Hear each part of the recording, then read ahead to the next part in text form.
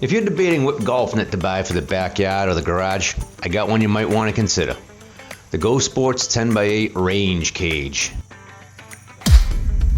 I believe for the money, it's the best net you can buy, and here is why. The 10x8 is plenty big without being absurdly huge. The top of the net is great for hitting high lofted wedges, and the side nets are good in case you happen to hit an old shankaroo. The thing that really sold me was that it had the double net in the back. I can hit every club in my bag without the fear of it going through. So whether it's the driver, a long iron, or a short wedge, I'm covered. I use this net with my Garmin R10 launch monitor, and they work great together. It's suggested that you're at least 8 feet away from the net for the launch monitor to work correctly, and the cage from front to back is 5.5 feet. So I just needed about 3 feet from the tee I created to have the right setup. It's also close enough that if I am playing sim golf with the Garmin, I can hit a 60-degree wedge, and I don't need to worry about the ball going outside the net because that top net, once again, got you covered. The assembly was pretty easy.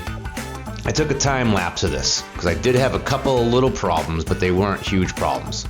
The first one was in the directions they tell you to put the sleeves on step 2, I believe it is, on the outside or inside, but it just doesn't make sense.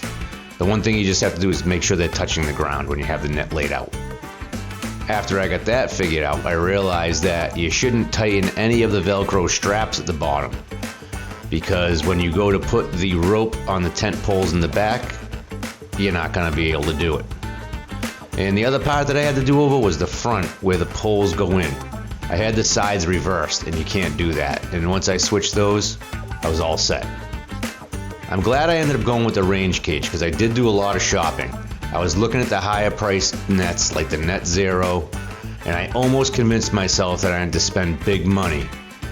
And I'm glad that I didn't, because this one has me covered for whatever I need. And it comes with that top net again and the side nets, which I think is extra money if you do get the Net Zero, which is just crazy price range. So Net Zero, if your net's better, send me one and I'll do a video, but I don't think it can be. So anyways, this is the start of what I'm calling Joyce's Swing Lab. So click the subscribe button to find out if this net, my Garmin R10, and the tee I built can help me break 80. So far it's been great, but if you have any suggestions for training aids that I can incorporate, feel free to drop those in the comments. And I will see you soon, probably with a couple strokes off my game.